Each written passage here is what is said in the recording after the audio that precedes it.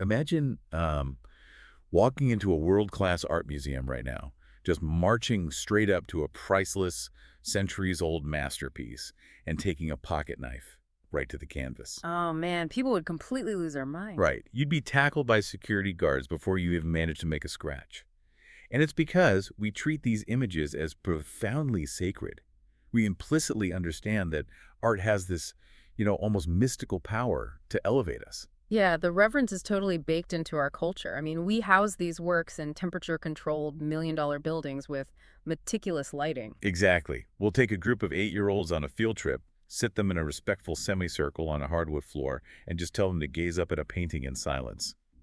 We trust that just looking at it will somehow make them better humans. Because we understand, on a subconscious level, that visual images and crafted narratives hold immense psychological power. A few square inches of painted canvas can permanently alter your psyche. I mean, think about the National Gallery of Denmark. Oh, right. People will stand frozen in front of a Wilhelm Hammershow painting of a woman in a sunlit room, and they just allow the quiet dignity of that image to completely recalibrate their mood. But then, and this is the crazy part, we walk out of those heavy museum doors, we pull out our smartphones, and we cheerfully inject our brains with a continuous chaotic montage of riots, political scandals, violent tragedies, and apocalyptic predictions. Yeah. And somehow, we naively assume this digital fire hose has absolutely zero effect on us. So, welcome to the deep dive.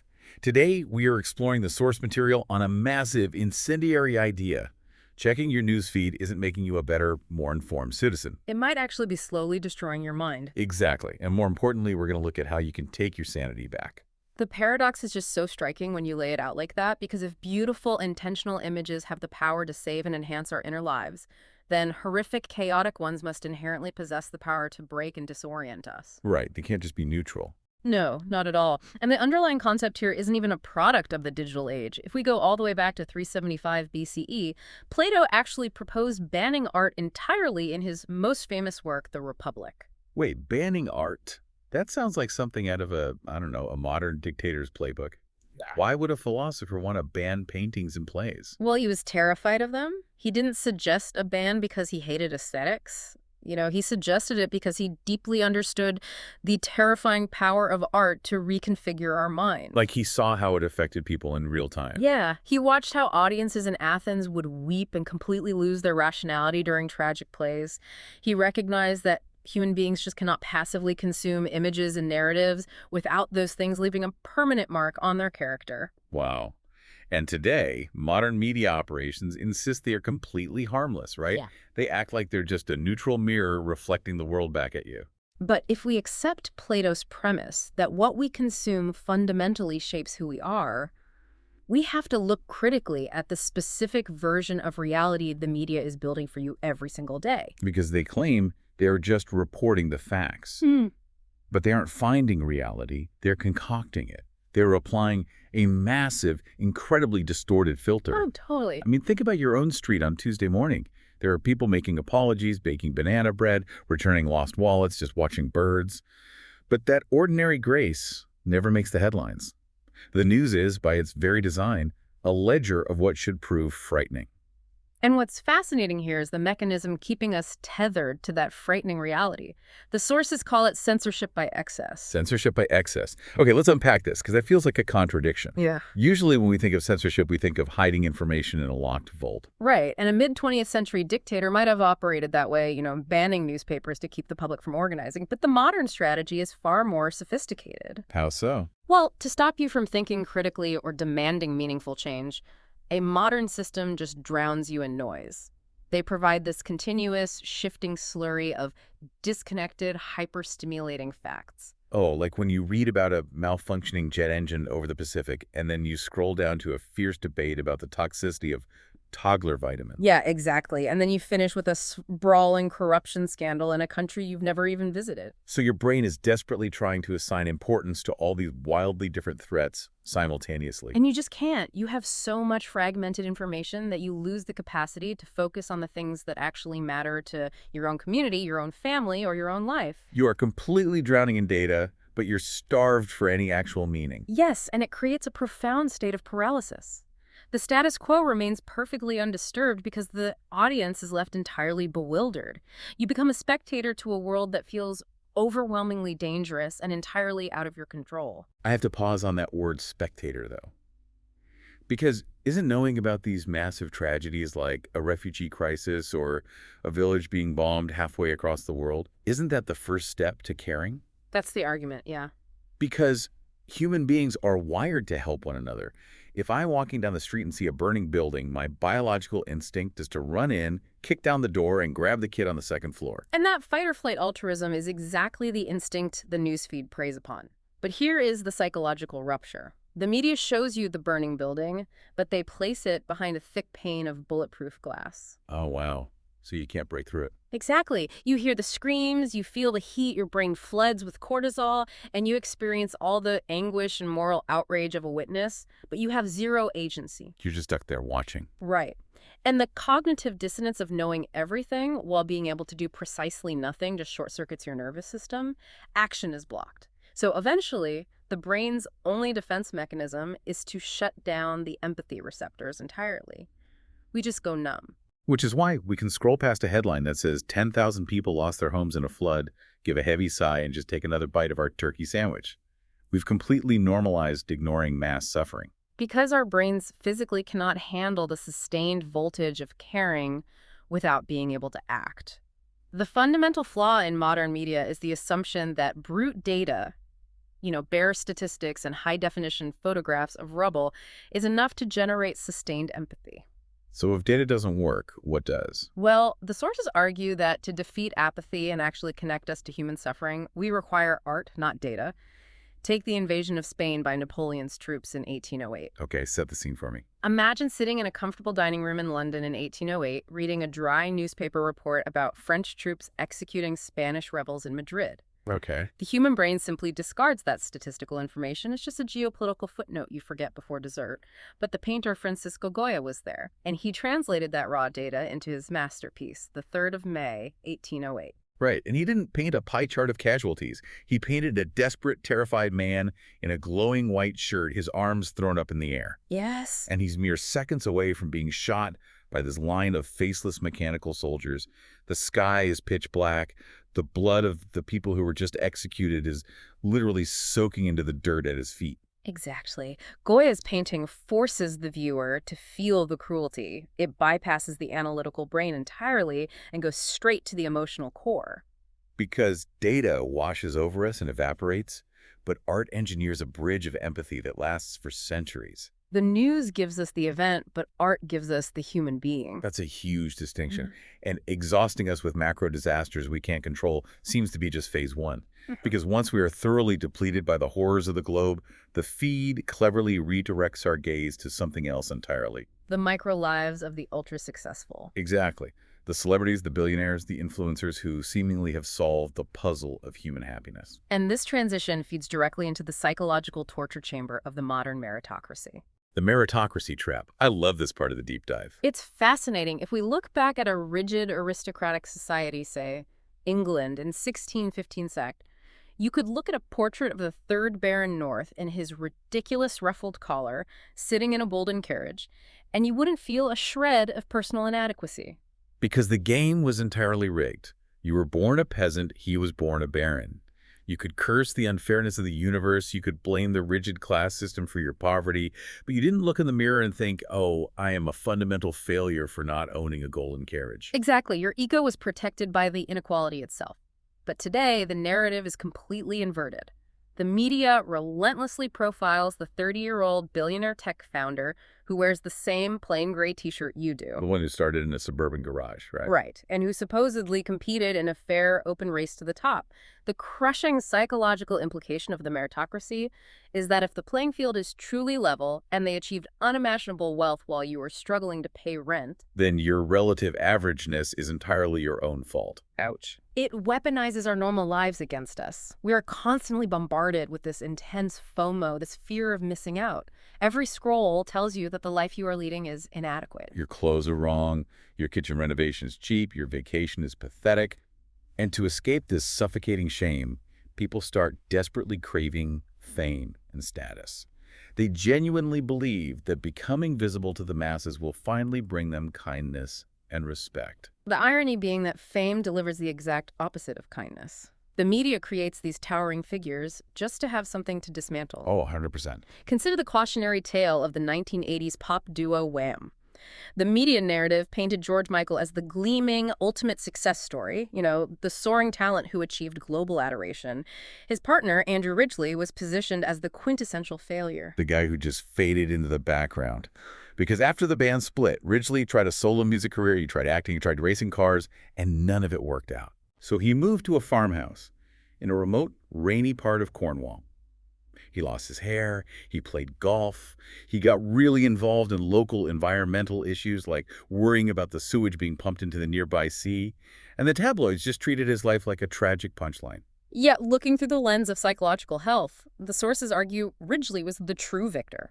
Wait, really? How so? Because he successfully escaped the paranoid, unforgiving surveillance state of fame.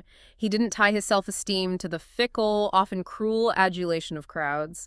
He cultivated a life with a loving partner, loyal friends, and achieved the holy grail of human existence. Which is Contented anonymity. contented anonymity, finding peace in just being a normal person. Here's where it gets really interesting, though. Because occasionally the media accidentally gives us a cure for the very inadequacy it creates. Oh, you mean the mundane paparazzi shots? Yes. Think about those paparazzi shots of celebrities doing incredibly normal things, like seeing a multi-platinum pop star buying a head of lettuce at a regular supermarket, Yeah. or seeing the Queen walking out of a Waitrose hardware store. We find those images completely mesmerizing. We do, and it operates on a similar psychological level to a secular version of the nativity story. The concept of Christ being born in a humble barn. It's the idea that the anointed elite can exist in the exact same banal surroundings we do. When you see a superstar pushing a shopping cart or buying toilet paper, it redeems the ordinary. It proves that the normal chores we do every single day aren't inherently demeaning. It gives you permission to just accept the quiet, unglamorous reality of your own life without despising yourself for it. Unfortunately, that feeling of self-acceptance is so fleeting. Because when we constantly measure our reality against the curated glamour shoved in our faces, a dark emotional shift occurs. The feelings of inadequacy curdle into bitterness. We enter the realm of schadenfreude. Exactly. We start actively craving the downfall of others, which explains the media's absolute obsession with hunting monsters. Yes, they love to frame certain public figures as inherently evil people who breathe different air, who possess no redeeming human qualities whatsoever. The corrupt politician, the greedy CEO, the toxic influencer. And society is incredibly eager to buy into this narrative of monsters, right? Because it lets our collective conscience off the hook. Precisely. If a person is framed as a monster, they can't be pitied, they can't be reformed. By pretending these irredeemable villains exist, society avoids the exhausting, uncomfortable work of treating deeply damaged people with actual clemency and care. It is infinitely easier to flatten a complex human being into a two-dimensional villain on a screen and just unleash all our pent-up frustrations on them. It functions as a massive societal release valve. Yeah, it really does. Have you ever noticed how people react when a massive blizzard is forming or a hurricane's about to shut down all the airports? There is this secret, guilty thrill. Oh, totally. We love seeing pictures of planes grounded by snow or the chaos of downed power lines.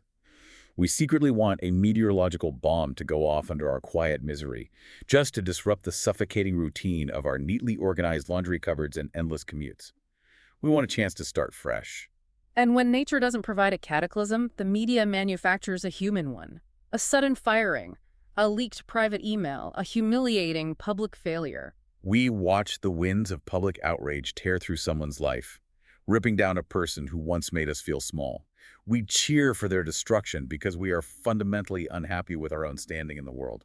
The internet essentially operates like a toxic high school bathroom wall, but scaled up to a global level where the mob never forgets and never forgives. But wait, are you saying, or are the sources saying, that reading about a Chinese actor's messy divorce or a celebrity scandal is the exact same thing as reading classic literature? I mean, Tolstoy's Anna Karenina is basically an 800-page deep dive into high society Russian gossip about an affair. It's public disgrace, infidelity, a broken marriage. Well, the subject matter is identical, yes, but the mechanism of delivery is what separates trashy gossip from high art. The difference is love. Love. How do you mean? Tolstoy engineers empathy through the mechanism of compassion. He takes you deep inside Anna's mind, showing you her desperation, her suffocating marriage, her terrible mistakes. He forces the reader to recognize their own capacity for sin and error within her. Oh, I see. So it's about seeing ourselves in the flaws. Exactly. Gossip, conversely, operates by building a wall of superiority. It takes a telephoto picture of a celebrity crying, slaps a mocking headline on it, and pretends the person reading the magazine is flawless while the person in the photo is a freak. Gossip completely withholds forgiveness. And if we connect this to the bigger picture, the media's entire business model relies on us withholding forgiveness from one another. Their lifeblood is our continuous squabbling and our desperate need to project our inner anger outward onto strangers. The real question is, why are we so desperate to project that anger? What are we running from that makes us so eager to obsess over the flaws of people we will never even meet? Which brings us to the ultimate distraction. We are running from ourselves. And this requires us to completely redefine how we view addiction. Right, because we typically categorize addiction as a physiological dependence on drugs or alcohol. But the sources offer a more accurate definition of addiction, which is any behavior that prevents us from facing our own inner realities. The news is just the most prestigious addiction available to us. It really is. If you spend 3 hours obsessively refreshing political polls or reading about overseas conflicts, nobody stages an intervention. They call you an informed, engaged citizen. But it's a brilliant smokescreen. It's like we're using the impending doom of an asteroid or an exploding oil rig to avoid sitting in silence and admitting that we need to leave our partner, or that we absolutely hate our career, or that we are just fundamentally lonely. We constantly use the loud, vivid fears from the outside world to drown out the quiet, persistent fears from within. To counter this intense avoidance, we have to engage in a practice that carries zero prestige in our modern, hyper-productive culture. Which is? Staring out a window. Huh. Staring out a window? It looks like you're doing absolutely nothing. You're just wasting time. It looks unproductive, but artists have long understood its value. Think of Henri Matisse's 1921 painting, Girl by a Window. The subject is just gazing outward. Right, she's not looking at anything specific. No, because Matisse understood that staring out a window isn't actually about looking at the street. It's a vital tool to let the dense fog of our subconscious finally clear. Oh, like the 16th century Japanese screen painting Pine Trees by Hasegawa Tohaku, where the trees emerge slowly from a heavy mist. Exactly like that. Your brain needs that unstructured, silent time for your own vital truths to break loose from the endless chatter of a timeline. Okay, so if the news is a prestigious addiction we use to avoid our own minds, how do we safely endure the withdrawal symptoms of actually turning it off? We need the antidotes. Well, the first antidote is practicing the art of looking elsewhere. We have to willfully disconnect and remind our nervous systems that the media narrative is not the entirety of the world. There is a fantastic image in the sources to illustrate this, involving the Deep Space Network in Canberra, Australia. Oh, I love this one. It's amazing. There are these massive steel antennas out in the valley. There are huge satellite dishes relaying complex messages to the Voyager 2 probe, which is currently hurtling through interstellar space billions of miles away. But if you look right beneath those towering high-tech antennas, He looks down there.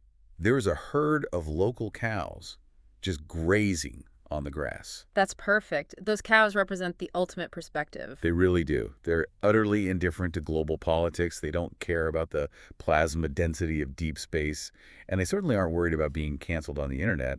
They are just looking for the next mouthful of grass and a warm spot in the sun. We need to cultivate a bit of that bovine indifference to the noise we just cannot control. And human history is actually full of people who realized the noise was destroying them and took extreme measures to find that quiet. Like who? Abbot Armand de Rancé is a prime example.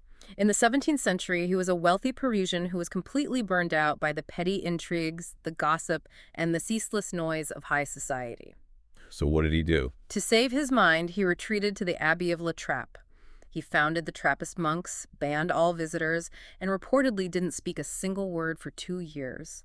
He even petitioned the king to move a public highway away from the monastery just so he wouldn't have to hear the sound of horse hooves. Wow. Talk about going to extremes. Or look at the 20th century with Andy Warhol's 1964 film Empire. It is an 8-hour static shot of the Empire State Building. No plot, no dialogue, no jump cuts. Maybe a pigeon flies through the frame at hour 4. Warhol was attempting to force audiences to endure silence, to sit with themselves and rediscover the hidden grace of a slow, ordinary world. And people in the theater literally rioted. They ripped up the seats because their brains were so deeply addicted to constant narrative stimulation that they couldn't handle the stillness. The inner demons got too loud when the external noise stopped. Yeah, silence can be terrifying if you aren't used to it. But wait, I have to challenge the final cure offered in the text, which is adopting pessimism. So, what does this all mean? Isn't pessimism just giving up? Are we supposed to just expect the worst? It's not about adopting a paralyzing despair. It's about adopting useful pessimism to counter our incredibly toxic modern optimism. Toxic optimism. Think about it. We are currently conditioned to expect perfection. We expect trains to always run on time, politicians to be morally flawless, technology to always work, and the economy to continuously grow. Right. And because our baseline expectations are impossibly high, the media can shock and outrage us every single hour when reality inevitably falls short. We're constantly being jolted because we think disaster is an anomaly. Exactly. But if we adjust our baseline by looking at history, we find a different kind of comfort. Consider the biblical prophet Jeremiah. When Rembrandt painted him in 1630, he depicted Jeremiah slumped over, grieving, but crucially, not surprised, as Jerusalem burns in the background. Because Jeremiah knew human folly would lead to this. Right. If you trace the timeline of human history, the plague of Justinian wiping out 50 million people, the 1755 Lisbon earthquake destroying a city and triggering a massive tsunami calamity is the norm. It's not the exception. So by expecting things to break, by expecting people to be flawed and systems to fail, we stop screaming at our screens. We just nod and say, yes, the world is broken. We've been here before. It lowers the emotional voltage and allows us to actually endure without losing our minds. Knowing that human civilization has faced total ruin time and time again, and yet continually survived and rebuilt, provides a tart, realistic comfort we will endure. Which leads us to the ultimate takeaway as we wrap up this deep dive. We are constantly sold the idea that true freedom is staying fiercely engaged, loudly adopting whatever cause the media tells us is urgent today. Yeah, it's exhausting. Think of the fashionistas on Carnaby Street in London in 1968. They wore bold colors and miniskirts and strutted around feeling like massive, independent rebels overthrowing the old order. But their imagined rebellion was an illusion. They were just perfectly conforming to the exact rules laid out by the fashion designer Mary Quant and the fashion magazines. Their freedom was just submission to a different media-generated script. True freedom isn't picking a side in the digital coliseum. True freedom is self-censorship. It's the radical act of reclaiming your own attention. It's the realization that you do not have to carry the emotional weight of the entire world on your shoulders just because a glowing rectangle in your pocket demands it. You have the right to look away. You can choose to be a secret exile in your own society, protecting your inner life from the dictatorship of noise. We started by talking about the shock of taking a pocket knife to a canvas in a museum, ruining a masterpiece. Your mind is that canvas, and the ceaseless barrage of outrage is the blade. So true. If you completely unplug today, if you put down the phone and the world's artificial noise suddenly went totally silent, what is the very first terrifying, beautiful truth about your own life that you would finally be forced to hear? That is the question we should all be logging off to answer.